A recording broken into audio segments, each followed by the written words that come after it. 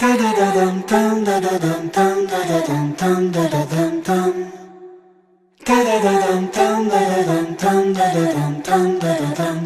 faut savoir que moi, j'ai commencé par la scène et je n'avais que la scène. J'avais pas de partenaire pour faire un album.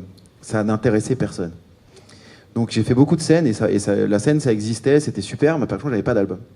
Et quand on fait de la musique sur scène, c'est quand même pas du tout la même chose qu'en studio. Si tu vas voir des artistes qui ont une cohérence certaine en album, sur scène, ils peuvent partir dans des trucs très différents, tu vois.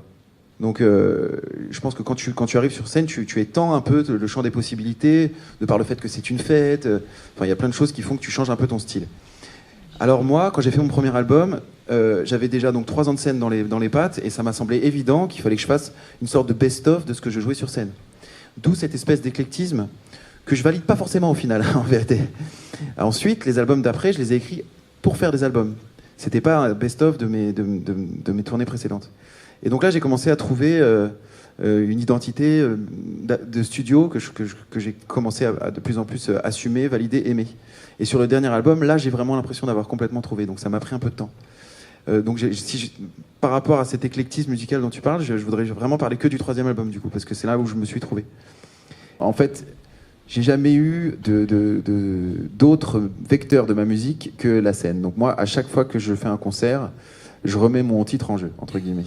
Et j'ai besoin que les gens qui viennent me voir sur scène soient après des gens qui aillent communiquer la bonne parole, entre guillemets. Donc j'ai toujours eu besoin que ce soit super, et quel que soit le concert, etc. C'est le moment le plus important de ma musique. Donc globalement, c'est quand même beaucoup de tracks avant, et pendant, il y a une sorte de libération qui est inouïe, hein, qui est à vivre, hein, c'est très fort. Et donc je vis chaque concert avec vraiment beaucoup de bonheur.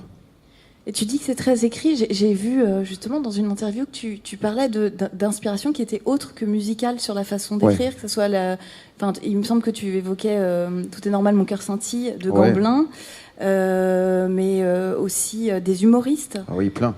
Est-ce que tu... Je trouve qu'en termes d'occupation de la scène, de rythme et de plaisir, le seul en scène, c'est un peu quand même les meilleurs, quoi. Et surtout, ce que je trouvais incroyable avec le seul en scène, contrairement à la musique, c'est que quand on va voir un seul en scène, on sait pas ce qu'on va voir, mais on est quand même content. Quand on va voir un concert d'un artiste, on préfère quand même qu'il joue les morceaux qu'on connaît, quoi. Et s'il joue le nouvel album qu'on ne connaît pas, ok, mais fais-nous aussi les anciens morceaux. Un humoriste que vous allez voir, s'il fait pas ses anciennes blagues, c'est pas grave, quoi. Donc je trouvais ça vraiment intéressant, cette affaire de découverte là. Et en plus, moi, il se trouve que je devais faire cet album qui s'appelle La Femme Idéale. Il devait sortir à un certain moment. J'avais pas du tout fini de l'écrire et les dates étaient déjà là, parce qu'il y a beaucoup plus d'inertie dans les spectacles. Donc il fallait déjà que mon concert commence, enfin que la tournée commence. Donc j'ai fait une tournée, enfin en tout cas toute une première année de tournée face à des gens qui allaient découvrir mes chansons. Donc je me suis pas mal appuyé sur le seul en scène pour que la découverte se passe sans trop de heurts. D'ailleurs, aujourd'hui, ça me joue un peu des tours parce que j'ai encore des manières de présenter les morceaux qui sont comme si les gens les connaissaient pas. Et maintenant, ils connaissent un peu. Donc, je m'adapte. Mais c'est pas désagréable. Mais c'est intéressant parce que ça veut dire que la scène n'est pas la prolongation du disque, c'est presque le disque qui est une forme abrégée de la scène. Pour moi, le disque, c'est la bande originale de mon spectacle.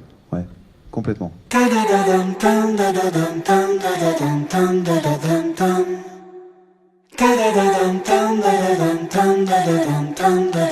dum.